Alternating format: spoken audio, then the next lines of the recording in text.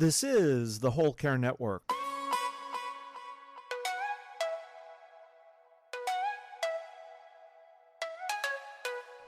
Helping you tell your story one podcast at a time. Content presented in the following podcast is for information purposes only. Views and opinions expressed in this podcast are solely those of the host and guest and may not represent the views and opinions of the Whole Care Network. Always consult with your physician for any medical advice, and always consult with your attorney for any legal advice. And thank you for listening to the Whole Care Network.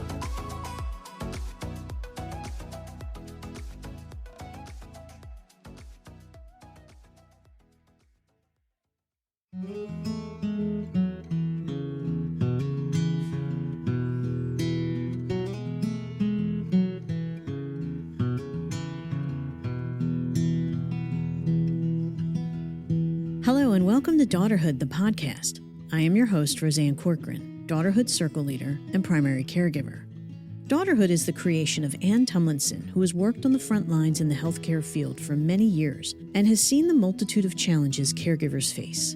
Our mission is to support and build confidence in women who are managing their parents' care. Daughterhood is what happens when we put our lives on hold to take care of our parents. We recognize this care is too much for one person to handle alone.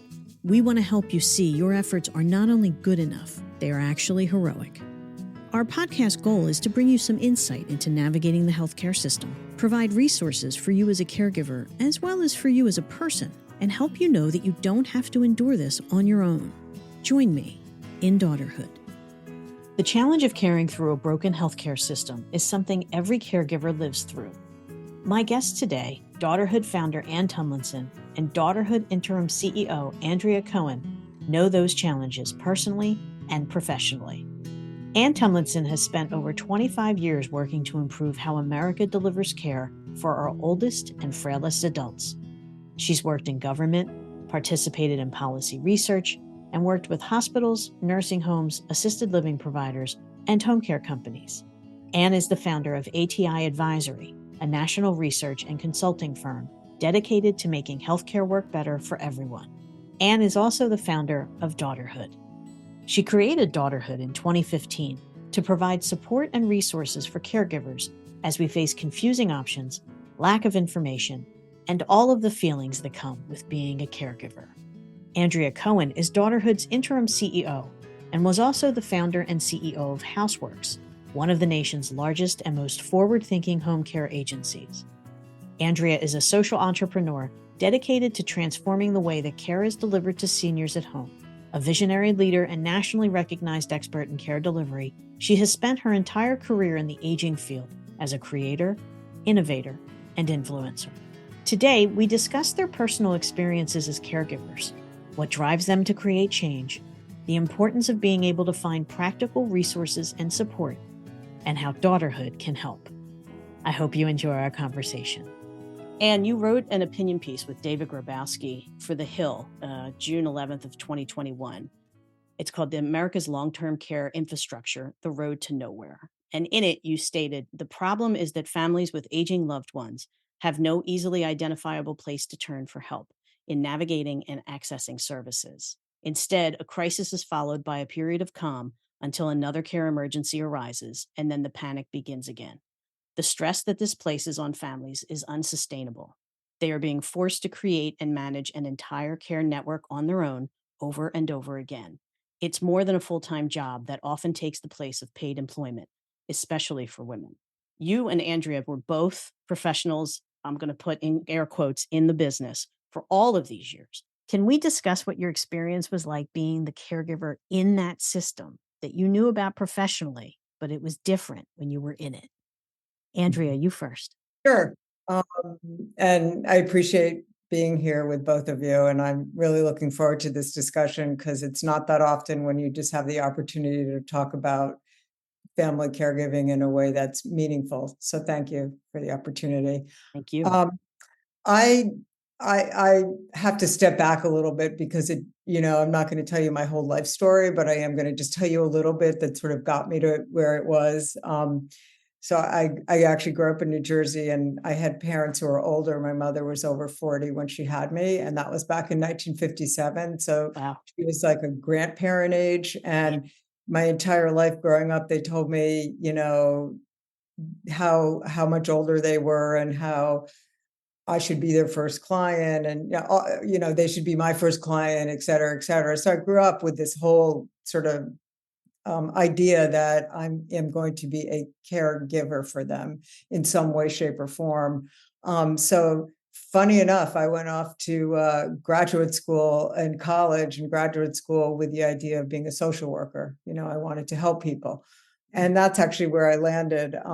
And when I went to college, they didn't really have a degree and an undergraduate degree, but I do remember working in a nursing home and saying to myself, got to fix that. It was really a scary place to be. And then I graduated from college and I actually became a home health aide. Just because you need a job out of college before you figure out what you want to do. And I just wanted to see what I wanted to do. And so I became a home health aide, and that was a very interesting experience.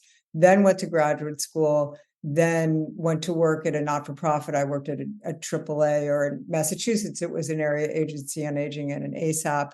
And it was at that point, I was in my early 30s, that my parents both died within 6 months of each other. And so it was a really, for so many reasons, it was a difficult time having parents die at a young age. Like, that was really hard.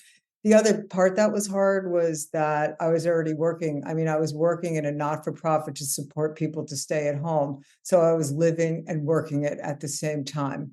And so anyway, I remember sort of calling up doctors, and I remember trying to figure it out and getting diagnoses. And, one was diagnosed and the other one was diagnosed, and then one of them died. And, it was just really awful. I remember trying to get home care. And I remember one time I got off the phone with a neurologist, and he was so cold to me and so difficult. I just started to cry. And I just said, oh my God, how can people who don't know what they're doing, I worked at the information referral department in a AAA, right? How do people who don't know what they're doing do this? And I think that's sort of what spurred me on to just say, it was really a pivotal moment. When you look back on your life and say, what are pivotal moments? That was a really pivotal moment where I said, I got to make this better for people who are going through something like this. And then I sort of, that's when I founded Houseworks, which was a private home care company in Massachusetts, which has grown quite a bit since it started in 1999. But, during that time, all I did was solve problems for family caregivers. And it's just like every day is another problem. Every day is a new problem. Every day I would have families calling me with fear, fear, like and I got to a point where I realized, yes, you have to help people. You have to provide them with an answer and a solution. But what you really have to do is be a coach. You really have to be listen. You really have to be able to really understand what's going on inside their head and not just give them a solution. Just hear them. And coaching is really different than managing. Coaching is allowing people to really make their own decisions versus you tell them what to do.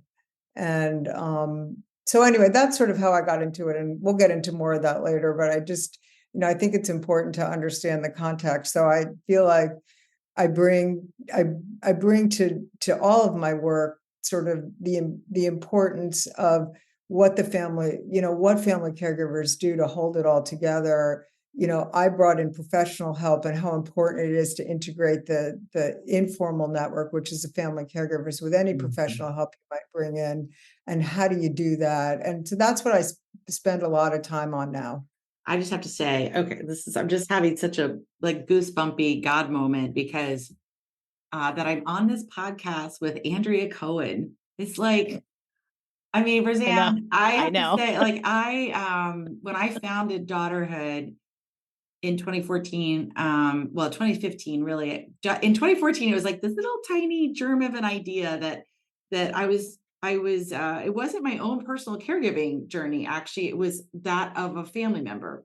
So it wasn't directly me, but it was like, they call, and this still happens, by the way, all the time. People will call me, and obviously through Daughterhood, but also family, friends, neighbors will call and, what do I do? How great that I have a friend who's an aging expert. And I'll always just say, like, I don't have a great solution for you.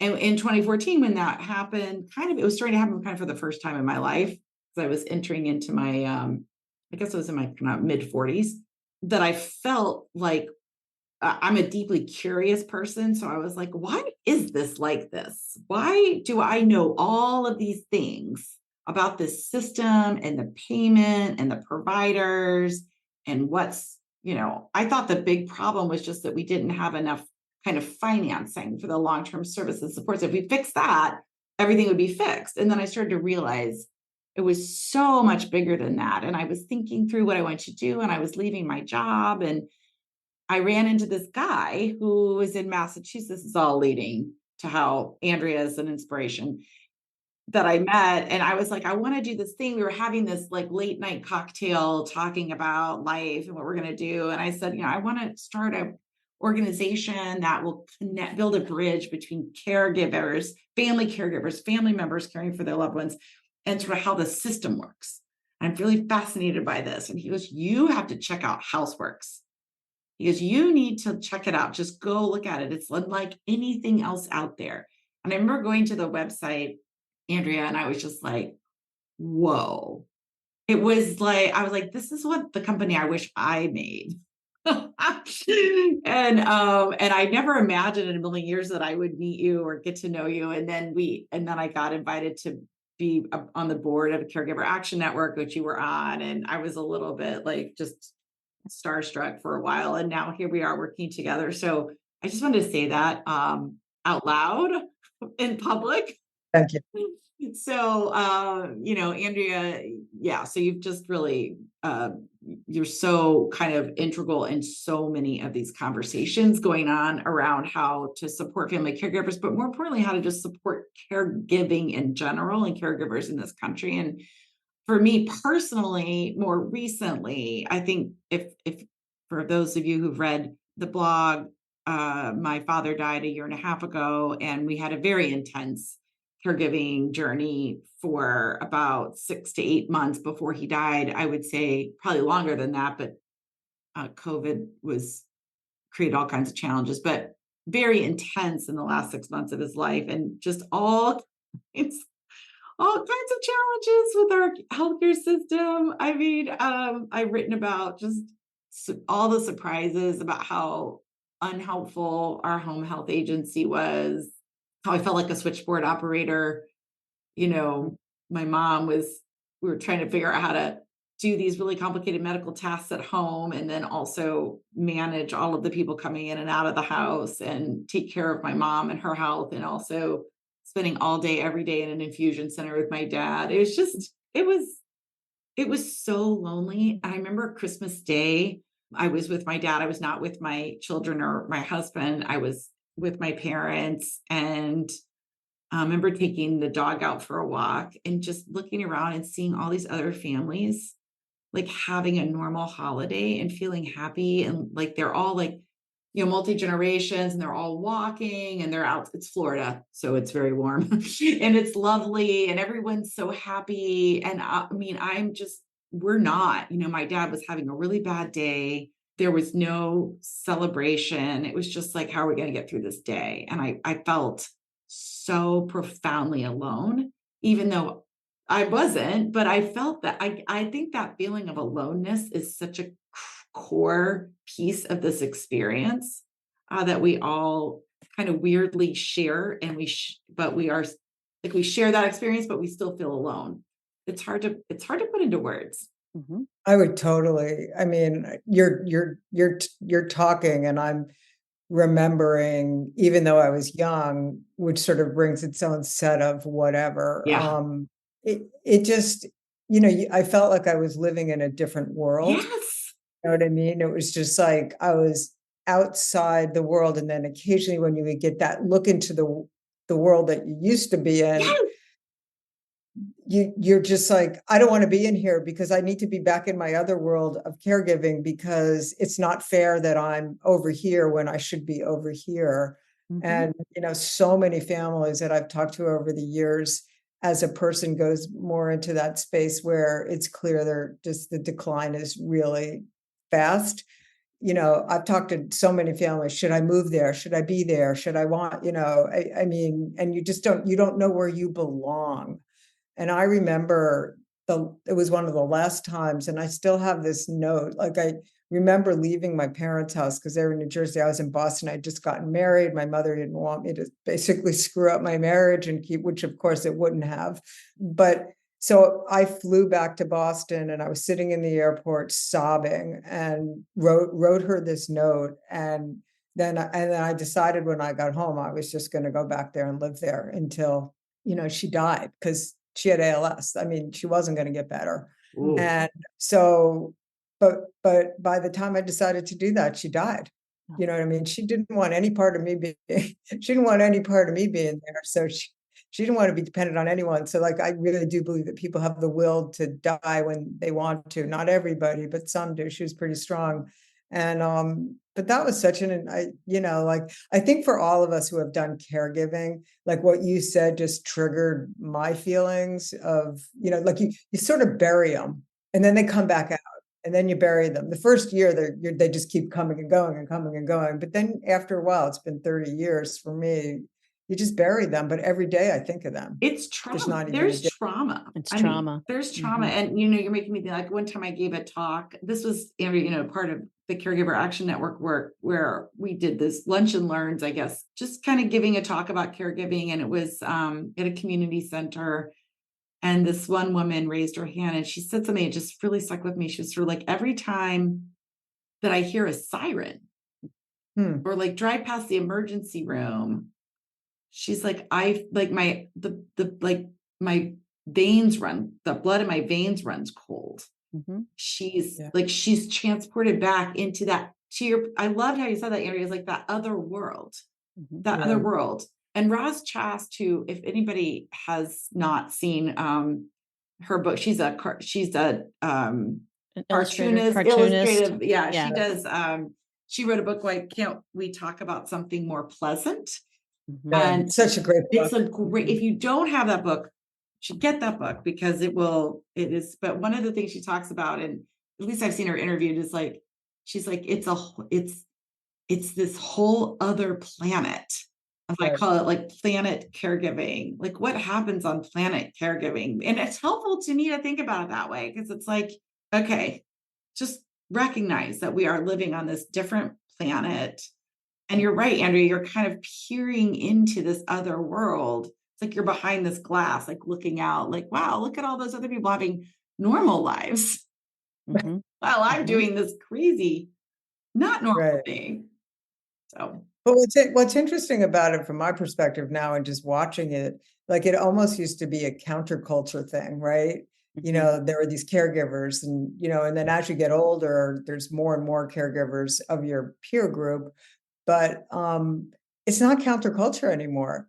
Everybody's doing it. So now it's kind of like, okay, everybody's doing it. You can walk into a room. I remember I used to give lectures, in companies about family, and the family caregivers would come. And I would ask everybody to raise their hand and say, how many people of you are in the midst of caregiving? And I would get about half, maybe less than half. Maybe it was a third. And, and it was just like, now it's like, if you went into a room and did that, it would be everybody, but there would be, if you could raise two hands, you'd have two hands because, oh, by the way, there's so many different iterations of marriages now that you've got, they're now saying that you have, instead of having like two parents on either side, if you're married, it's like 8 parents because of all the, so it's a whole different ballgame now. It's so fascinating to me because you two are kind of a match set here. And it's quite a power duo for me in talking to both of you, because I feel like you both know everybody in the world of caregiving. and you get that policy part that's so, I mean, it makes me just want I know. to be able to wrap your head around that. And Andrea, you have that strategy, that operating, that, okay, how are we going to do it? And both of you together is just, it's a beautiful thing to be able to be part of We're a and to power witness. So couple, Andrea and Yeah, we're me. a couple. it's amazing to me. So, and that's why you created Daughterhood from that experience way back when, Yep. before you even were in it, personally. Why did you call it Daughterhood? Yeah. Cause I felt like so this is a little woo woo, but I think it's important for everyone to know I was writing, because I just think this is important. This is, you know, I I had been thinking about what was to become Daughterhood for a really, really long time. And I didn't know, I still was struggling with, like, what is this thing going to be that's going to build this bridge? And a friend of mine said, you just need to start, you just got to start, like, just start. Melanie is her name. She's amazing. She's like, just start writing. So I started writing. And the first paragraph I wrote was something like, I was thinking about motherhood. I was thinking about parenthood. And I was like, when you're writing, like, where do the ideas come from? Right. It's like all of a sudden, out of nowhere, the word daughterhood was like, daughterhood makes motherhood look like a cakewalk or something like that.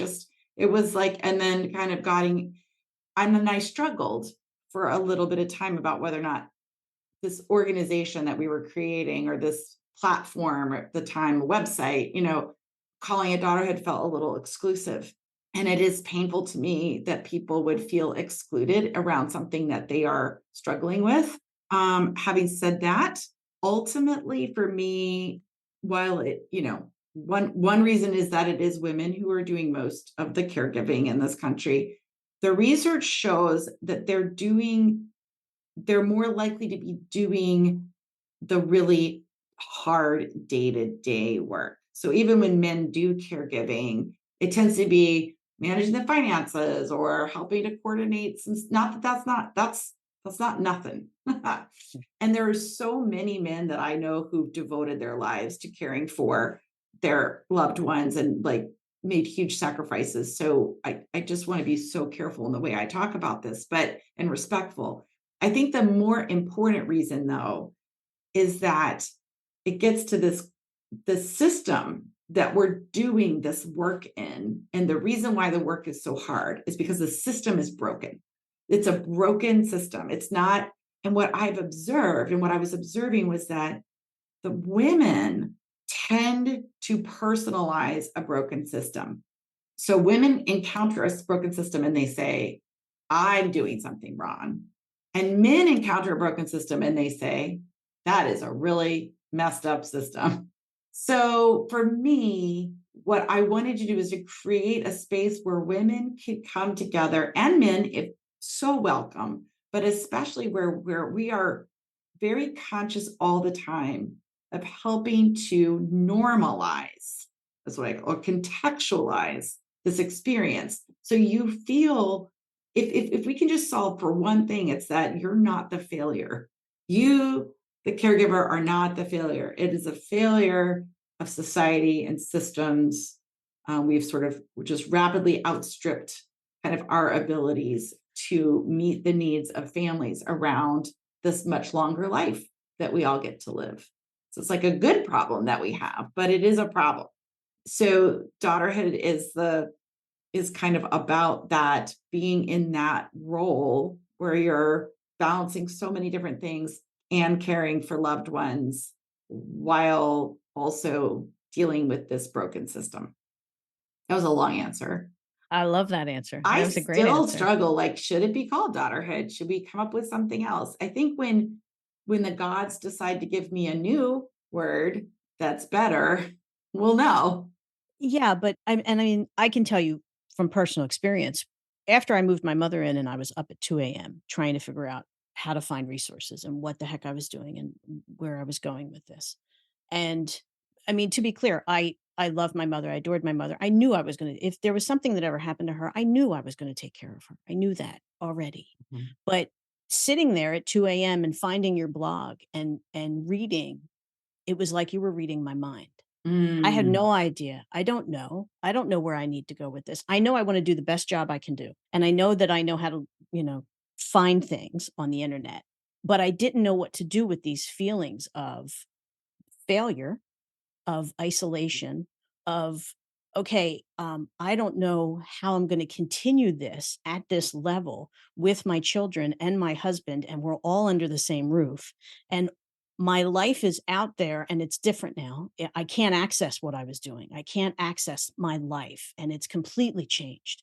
And here was this place, and I loved Daughterhood because I'm a daughter, but do you know what I mean? It spoke to me on so many different levels. And I thought, okay, I found my place. And that's how I felt.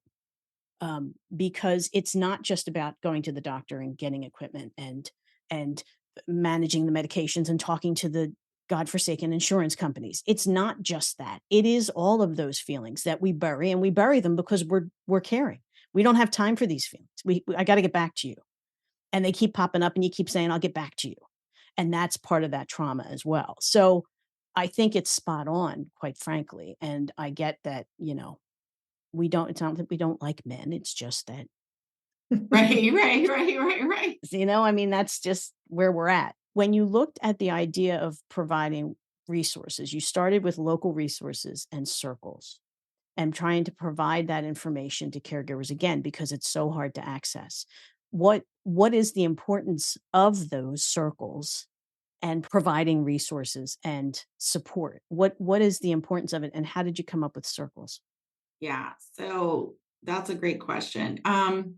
So I think at the time that I founded Daughterhood, which was around 2015, it's funny. It's a little bit embarrassing or weird to say this now because it's sort of it's very out of fashion, but you all may remember that book, by Sheryl Sandberg called Lean In. They had these circles all over the country, Lean In circles. And then there was another organization for women that also had circles.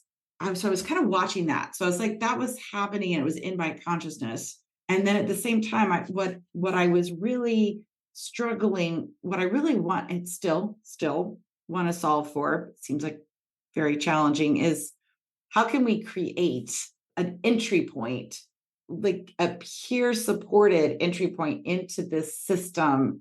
What I was learning and doing my research was that every single community is totally different.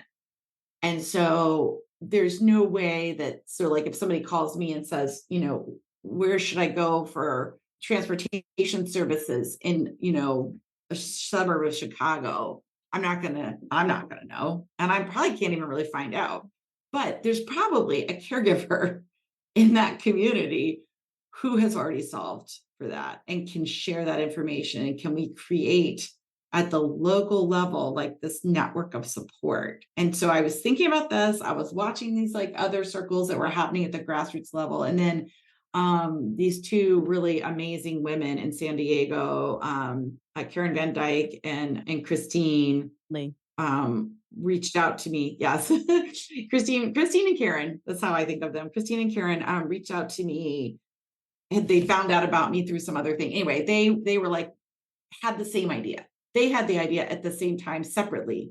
We want to do something with this Daughterhood thing. We want to do something locally. So it was a very natural and organic kind of immediate thing. And so we launched our first Daughterhood Circle in San Diego. And then we worked really, really, really hard to try to recruit leaders in other areas to become circle leaders, and eventually started kind of creating this leadership community of people around the country who wanted to be involved and wanted to make meaning out of their experience and bring caregivers together. And then the pandemic hit. And then we learned. So I should just say, we struggled on the circles, like the local circles. We struggled on a number of levels. One, and Roseanne, I think you and I have had many conversations about this, even when you bring all these caregivers together and they are, bringing their experiences and their information, working with different providers, and they're like, I know transfer. You still don't know. Mm-mm. Like it's impossible to really, that we weren't solving for the problem. that I was hoping we could solve for. So we learned a lot about that. It is hard to get caregivers to go to an in-person circle because they just getting in your car and driving somewhere and going, and that's like a pretty big bridge to have to cross. And so we were having trouble recruiting leaders. We were having trouble solving the problem we wanted to solve. We were having trouble, really, these leaders would go to all this work and then they'd have 5 people show up. And then just sort of, it was getting more and more unwieldy to manage because it was a lot of people. And then my dad was getting sick. And so I took my eye off the ball and it just sort of become a little bit unwieldy. So COVID hits and everybody starts doing their circles virtually and they start getting more participants and learning that actually this virtual environment was working maybe better than the in-person environment. But we still had the challenge of sort of, now we're doing it virtually, but it's local. So that was confusing. And then, we're still sort of struggling with all the other challenges. And that's where, a number of our circle leaders were kind of frustrated. And we brought Andrea. So that's why I was like, Andrea came to me and she's like, this is an amazing platform. Let's work together. We can do so much together. And and so Andrea came in and did a whole strategic overview and refresh and everything and started to think about, let's move our circles into a virtual platform that's national and make them more topic based and less about what's happening in any one particular local area, because we're not really solving for that anyway. And it'll make it easier for us to support leaders and manage and deliver a consistent experience for the caregiver. And so next thing you know, we're doing that and we're forming a 501c3. And now, we're getting ready to go into fundraising. Like it's took on a whole new life. Well, Andrea, when you came on, what was your thinking? Obviously, you liked the idea of it, the whole platform of it, but what was your thinking in coming on board? Yeah, I mean, I had heard about Daughterhood from a very dear colleague of mine at Mass General. She said to me, you really need to look at this website, Daughterhood. This woman really gets it. And of course, I go skeptically looking at it because there's no one that really gets it. And I read it and, so I had known of Daughterhood and I also sort of knew of Anne in terms of her brilliance in policy. And so when I spoke with Anne about doing it, I felt like, given what I've seen and what I know, we've got a really good infrastructure there that, coupled with the fact that, as a caregiver, family caregiver advocate, my entire life, right? I've devoted my entire life to this, that to finally see family caregivers noticed is, I feel like I died and went to heaven, right? And so the idea of just focusing on supporting family caregivers to me and figuring out how to do it was really a cool opportunity. And so when I looked at it, the first thing I had to do was really go in there and talk to all the leaders, which is I pretty much called anybody who would talk to me and I listened to them. And I have to tell you that every time I got off the phone, I was just like, wow, everybody brought to it something different, but they all brought to that same passion of the level of support. And then, so I talked to all of the leaders, try to figure out what it is that they see the value of, had, continual conversations with Anne. And then that's when I think we just, like, it popped into my head, how we all, we get in the shower and it's like, boom. It's like, okay, keep them virtual circles, but let's make them so you don't all have to be from one geographical area, but making sure that we're prepared to be able to, facilitate a group like that, because that's really different than meeting with a bunch of people from Atlanta. You know what I mean? Right. And then also, what are the topics that we're hearing over and over again that our Daughterhood community, of which we have about 6,000 to 8,000 people on our newsletter, what are they telling us they want? And, and monitoring all the Facebook chatter, and, each leader had their own ecosystem of people in it. So, all the caregivers from different areas. So we were listening to that too, and sort of what goes into that. And, and then I would call up Anne and I'd be like, wow, let's do this, or wow, let's think about this. And then But what's been interesting about it, because it's been almost a year, it's just like it keeps iterating. And that's what's so great about it. And that's what's so great about working with Anne. And what's so great about working in the environment that I'm working in right now is that when I started Houseworks, I remember like, okay, well, we're going to do this and this and this and this. And then, of course, 10 years later, it was all very different. And then 10. So I kind of learned that it never really works that way. So I already had that mindset coming into it. And, and the idea now that, I mean, the big thing, and everybody who's listening to this and you two especially understand this, that by the time I left Houseworks, the level of complexity of clients that we were getting went from like, people need someone to go to the grocery store and do an errand with them to they are at home with equipment that the complexity and the quickness that people were coming home. So that that's a whole new thing. And so we had so at Daughterhood, it's like, it's not like we can solve all those problems, we want to lead people to solving for those problems, but those are really hard problems. And you talk about fear. I mean, it's just like what Anne said when you were talking about with your dad, and all of a sudden you're doing all these medical things that you've never done before. How I felt my stomach hurt when I heard that for you. So now it's just, do we spend time training, family caregivers up so they're able to do it better? Is that our job? Is our job support? Is our job this? Is our job that? But at the end of the day, our job is really to be that place that people can go and step out of that scary place and go to a place where they feel like they can be held and somebody understands them. And what I was going to say before that I think is really important is like, I like Anne still get 20 calls a week from people. And now, especially because I'm old enough that it's not only their parents, it's their spouses or themselves. It's like triple the number of the calls. And I can't ever, sometimes when my kids are home, they roll their eyes or it's like, oh my God, another one of this. They actually don't.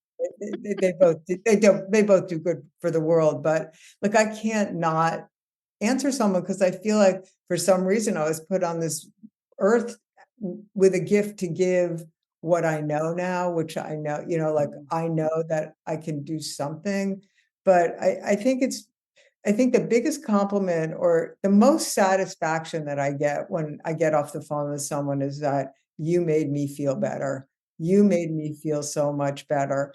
And, and I didn't really do anything except for say to them, you're doing, and I don't say it like this, but you're doing the best that you can, or you're going in the right direction, or I might say a couple things that help them understand that I understand how they really feel. Like we were talking before the call, Roseanne, it's just like, so many people don't understand how you really feel until you're in it. I mean, when I was in my 30s and I was a caregiver, I was like the first person of anybody that their parents died. And then little by little, as my friends' parents died, they were like, I'm really sorry that I wasn't there for you. And I said to them, there's no reason to be there until you have to be there. Right. You know what I mean? Don't feel bad. Yeah. Because it's really hard. And it's like, you just don't why should you, you did the best that you could do. That's fine. But to have someone like an organization, like a Daughterhood that you can just know that, and when we talk to leaders, we're doing a lot of work to engage leaders, to build community, to build the community of leaders, because if you look at it from a leadership perspective, you have to have the leaders and the followers and this. So the leaders have to congeal, from every aspect of Daughterhood. We're trying to get people to really think hard. We don't want them to spit out jargon. We don't want them. There's enough of that going on. We want them to be real, and even authentic and transparency is becoming jargon now. So that's why when people say and Anna and I talk about it, it's just kind of like, well, if you look on every caregiving site, everybody's saying they're transparent and authentic. So how do you really get across what we are trying to do at Daughterhood, or what we as individuals are trying to do to support other caregivers? And it's just an interesting time for us. But I just feel like, we're learning, we're doing it. And, like I think just yesterday, Roseanne and I were on a call together and we decided we have these monthly circles on, dementia and grief, for example. And we said, okay, well, they're getting a lot of information on dementia and grief, but now we want to do a connection circle, which is a circle where just people, they don't come on to learn, they come on to just be with each other and they're going through the same thing. And we're like, oh, we're going to add another circle, a connection circle for grief every month. And we decided that yesterday because we have been watching and going to the circles.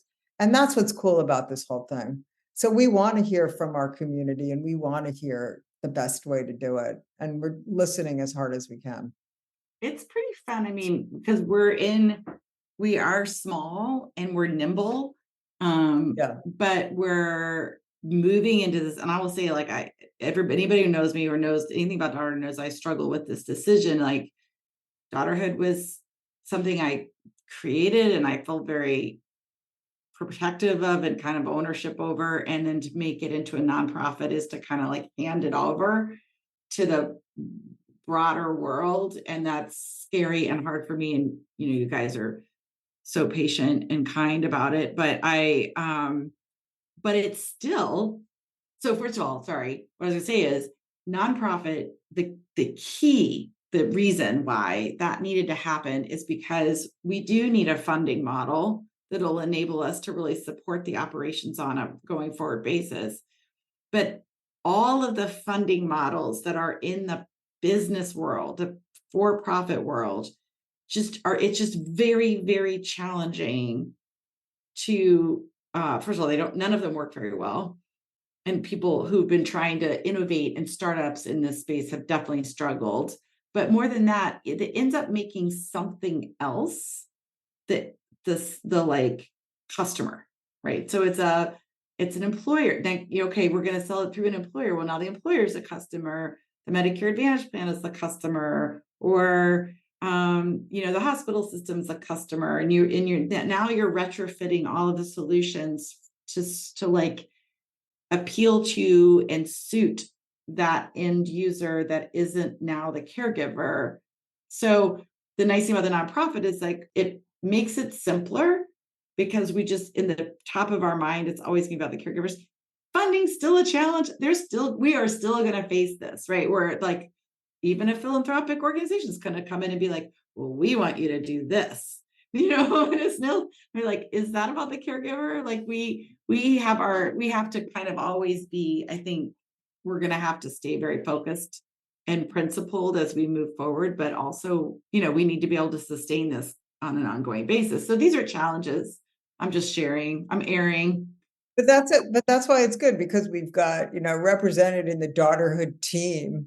We have someone who understands policy. We have someone who understands not-for-profits. We have someone who understands sort of for-profit, mission-driven businesses. We have someone who really understands what caregivers are thinking and wanting and doing. Like we have all the right ingredients, and we have a huge opportunity here. And I think for the three of us on the phone, and and what I say for myself personally is that I am doing this because I want to make an impact. When I was building Houseworks and had the choice to either bring in investors and make it bigger, or make it sort of, I was very comfortable in my own shoes in Boston, make it a little bit bigger and a lifestyle kind of business. I chose the investor route because I wanted to make more of an impact. So when we think about where Daughterhood was, I give Anne a lot of credit, because it is like giving up a baby. And, when she brought me in, I was so like excited but nervous, because I didn't want to, I very carefully navigated, well, what is it that you really want? And what is your vision? And, like try to introduce new ideas, but like with real deference to the person who founded the organization. And I think because, and I really believe after running a company that respect comes from the top down. So if you think about Anne and I both being on the board, and then we, have a team and we write grants, and, that respect is going to trickle right down to the family caregiver. Because of anybody I know, Roseanne and Anne, both of you have so much respect for the family caregiver. And that's why we're set up to succeed. We just, again, as Anne said, have to figure out, do we want to get some research for issues, and fundraise for research of issues we think are important to us? Do we want to fundraise to build community with technology? Do we want to fundraise to figure out better engagement? I mean, there's different ways that we can do it. So for us, it's a matter of both figuring that out and then prioritizing it. And again, with the end being what's the best, fastest way that we can support more caregivers than we do now. Yeah. I think in some ways, the biggest challenge for Andrea and me, in particular as a duo, and just to talk about the two of us for a second, because we do have a really nice bigger team, is that we both do see so much, so we've got this nice new operating platform set up, and we've got a new website, and we're like kind of marching forward now in a new and consistent way. So now it's like, okay, all right, take a moment, and so now what? Right. And the problem we have is a good one, which is like I've sort of been exploring how could we partner with more of the area agencies on aging to get people more connected to infrastructure. And Andrea's really expert in training, and then there's their technology, and what's the role of technology, and what are the private, I think we probably want to build some partnerships with some organizations that can give us a lot of leverage. And there are other nonprofits doing amazing work.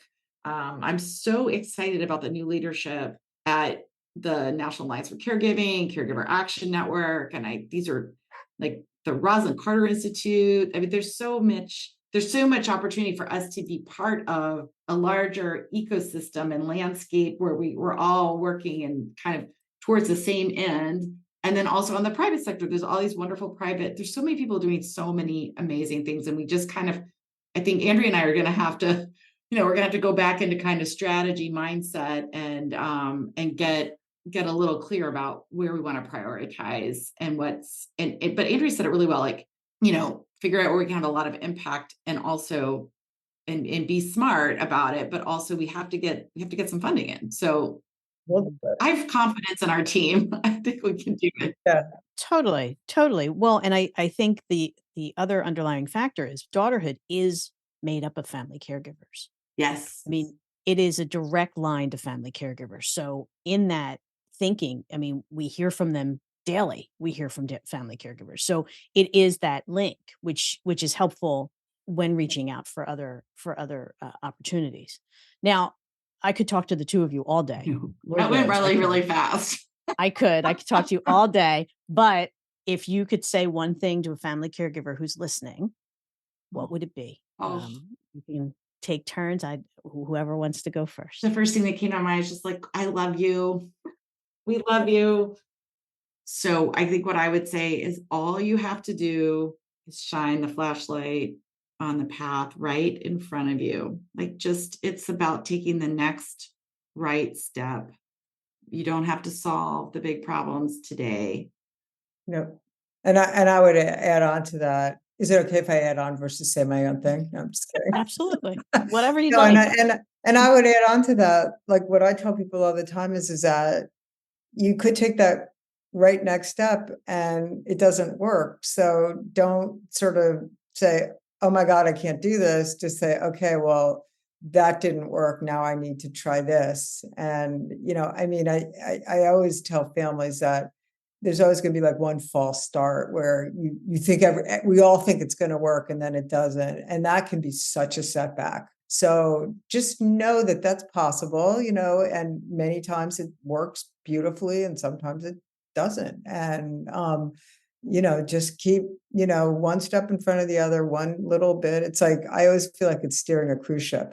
You know what I mean? But you can't get so overwhelmed by steering a cruise ship that you're not going to try to steer it at all. You just have to say, okay, you just have to take that, put it into, one movable parts, basically. And, understand that it is little by little, but we are starting to recognize, finally, the world is starting to recognize what family caregivers are doing. No one will really get it, except for Daughterhood, of course, but no, I'm just kidding.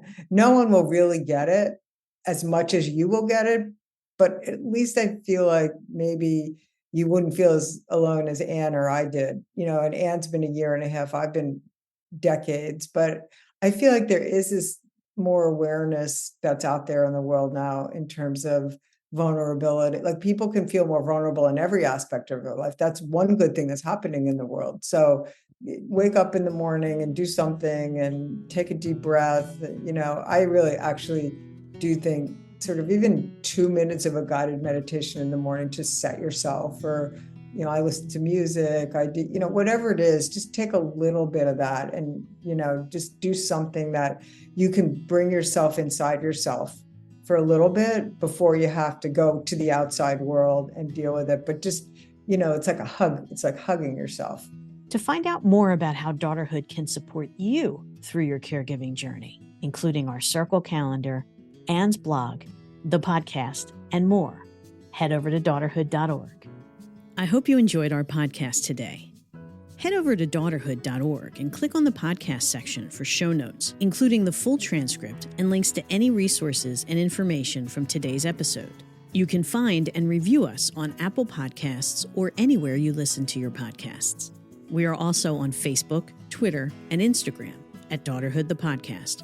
Feel free to leave me a message and let me know what issues you may be facing and would like to hear more about. Or even if you just want to say hi, I'd love to hear from you.